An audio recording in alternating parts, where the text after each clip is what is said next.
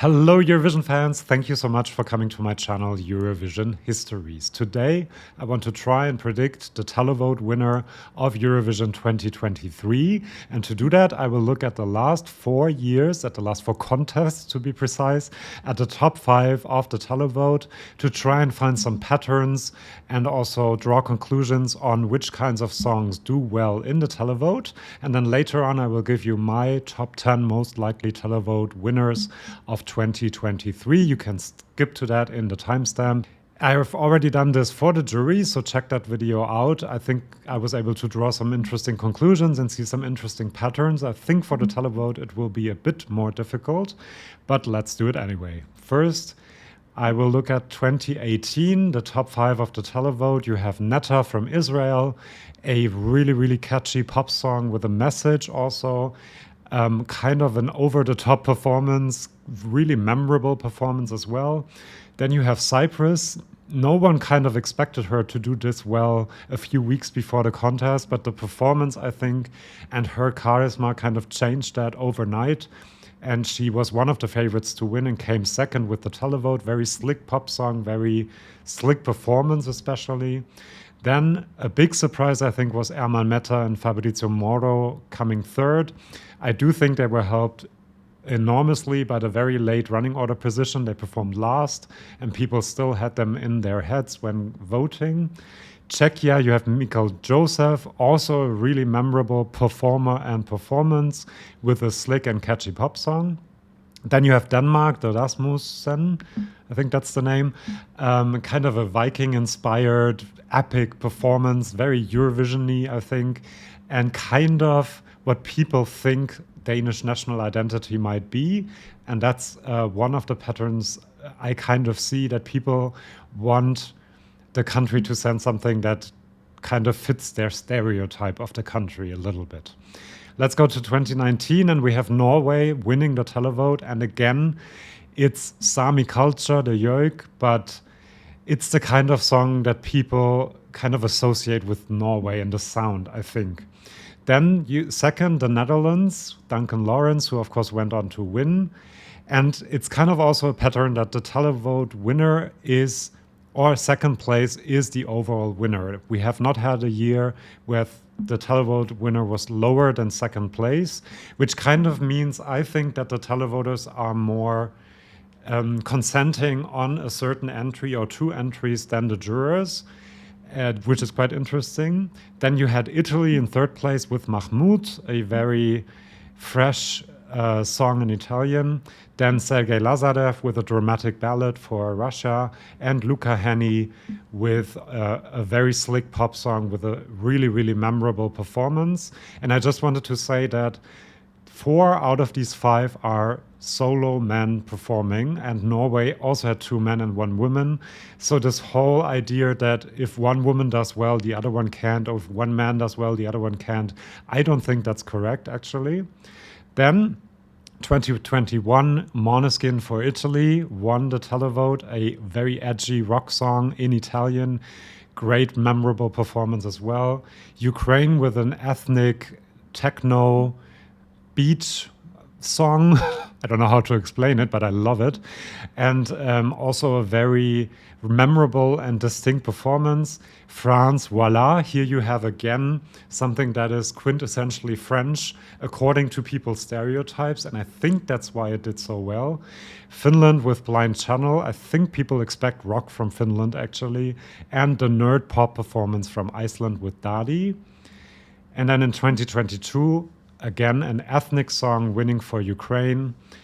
Very ethnic also, Moldova. I do think they were helped a lot by being the only fun, engaging song in a sea of ballads in the second half of that year.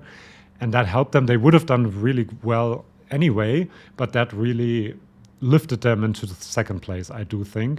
Spain, slick pop song, incredible performance, lifted by the performance, I think. Serbia, the kind of thing you thought might do well with juries more than with the Televote, a very artsy, out there performance, but people really loved it and it came fourth. And then Sam Ryder, a slick pop song for the UK.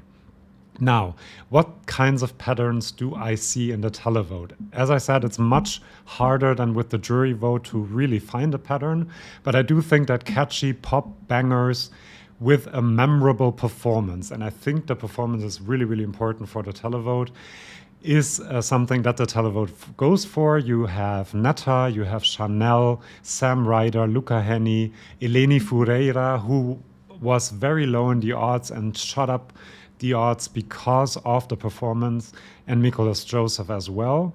Then you have the edgier and the very unique songs. Edgier, you have Måneskin and Blind Channel, so the televote kind of likes rock and these rockier songs more than the juries.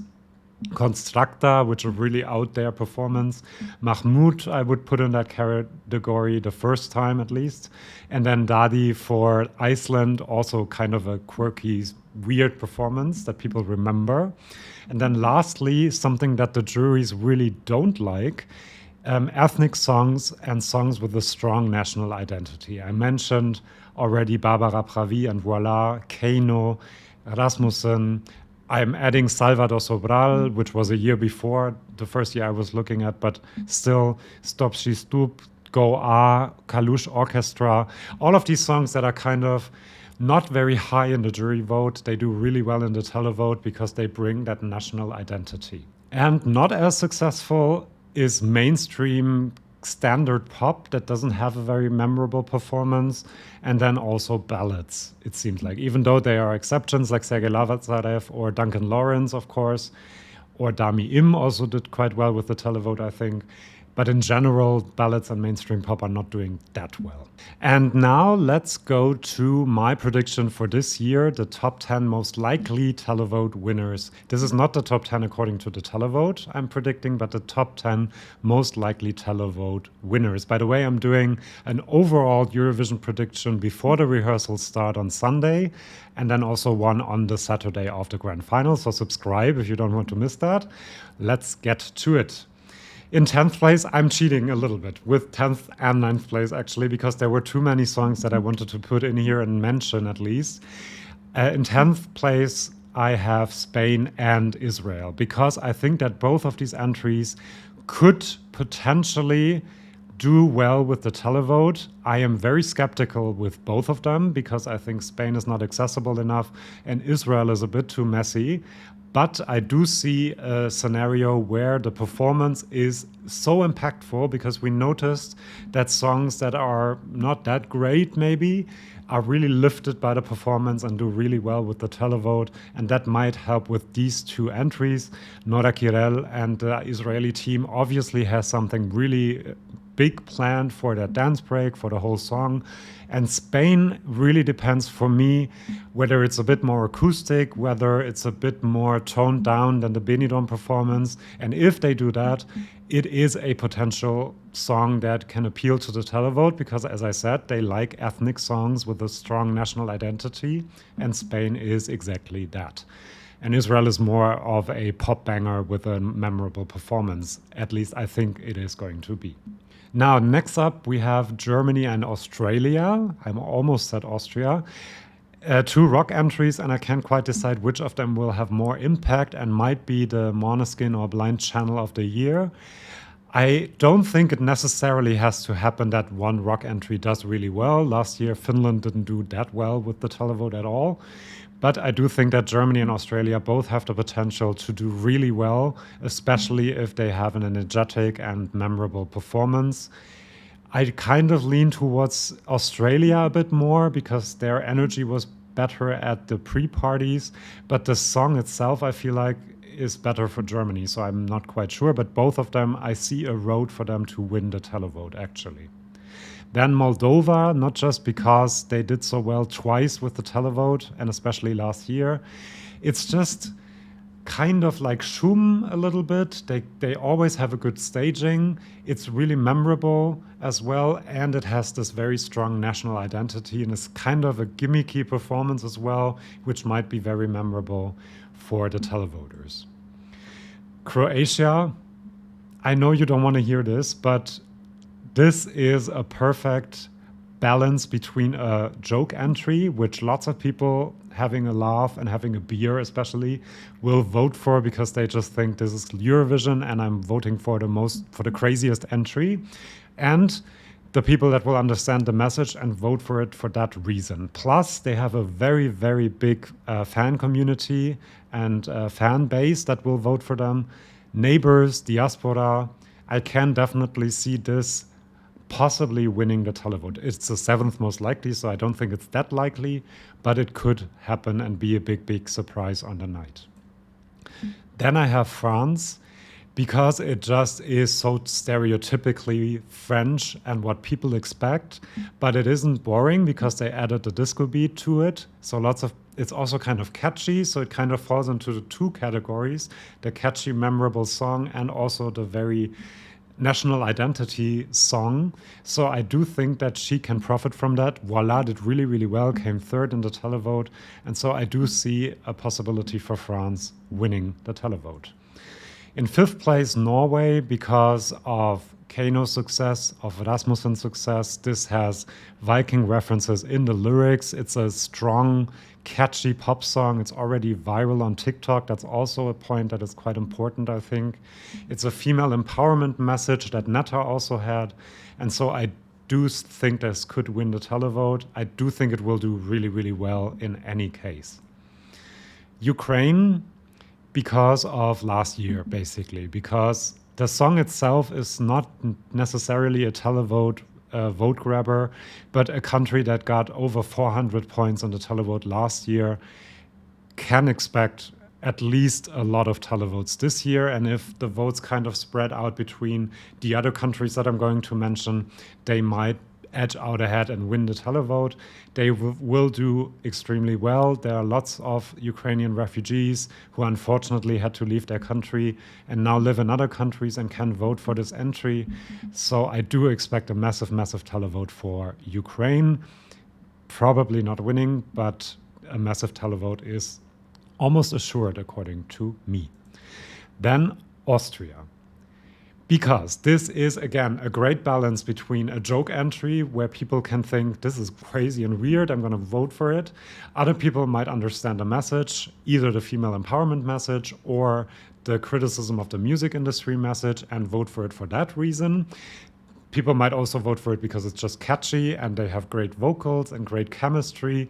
It just balances out a lot of things that other entries either have too much or too little of. And so I do think that Austria has quite a good chance to capture lots of people's attention and possibly be a televote winner.